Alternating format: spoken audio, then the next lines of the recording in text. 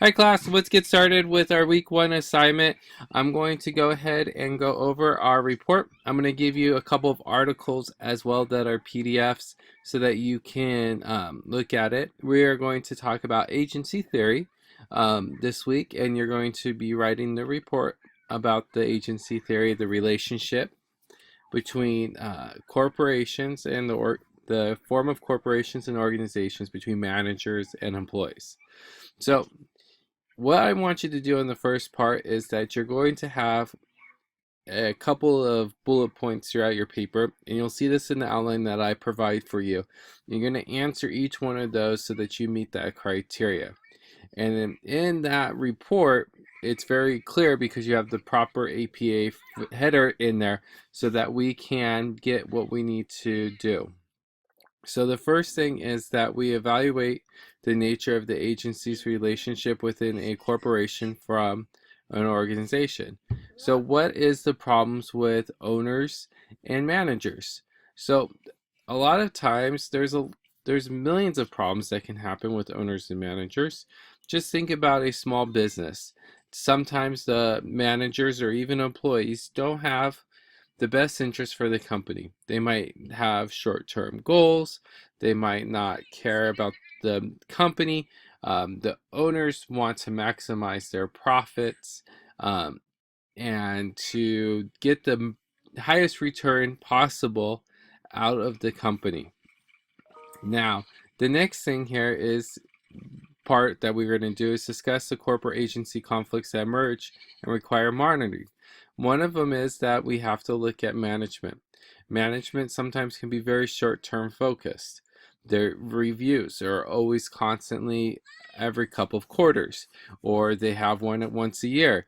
That's a short-term focus where you have to really think about this.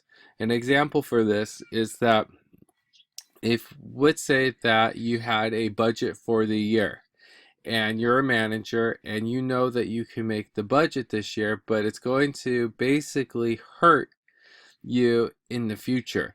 So instead of going to the owners and saying, hey, we missed budget this year, you go ahead and you make it and you make the budget, and then all of a sudden next year is bad, but you don't care because you're going to another job or you got promoted, something that was in there. So sometimes they can be short term.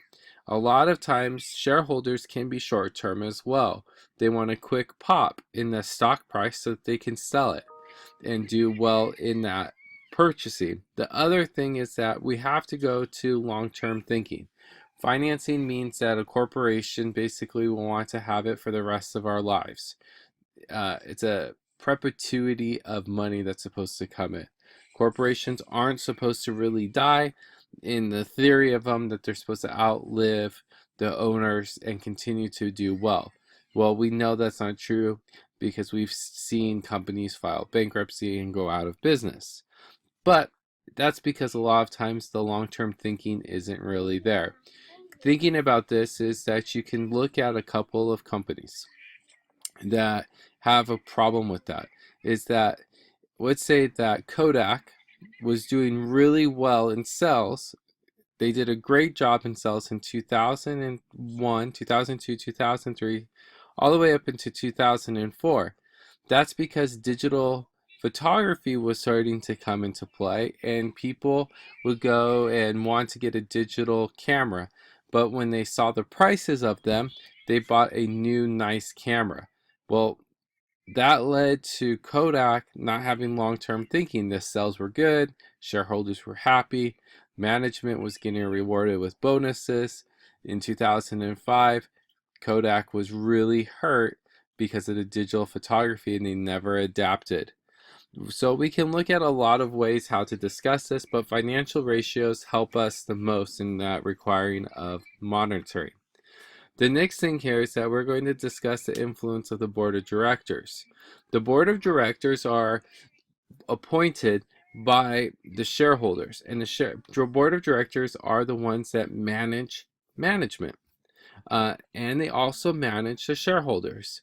So they are to make sure that they're the governance of the corporation so that the corporation is healthy and doing well and the strategy is going well. So if you go back to that example of the manager that's going to miss budget this year so that it's better for the long run, he can go to the board of directors, or they can talk about that, and they can make a strategy so that it can come back and do a better job in the long run. Now, how do we examine how managerial ownership may resolve the agency problem? Well, if you own something, the best way to use this as an example is if you rented a car. Do you treat that rented car as nice as you treat your car? So when I go to Lowe's or I go to the grocery store, I usually park my car far away so a shopping cart doesn't hurt it. Well, sometimes if I'm renting a car, I'll try to find the closest parking lot, because if it got a dent, unfortunately, I don't care as much as if I was the person, or if I own that car, if it was my personal truck that I treat really well and I wash weekly and I wax and make sure that it looks always nice. So the same thing goes with managerial ownership. So managers that own the company take better care of it.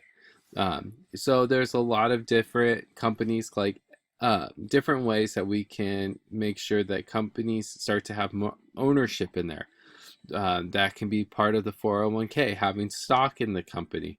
Uh, Tons of different ways that we can put managers and owners in there and make them feel that they own the company as well.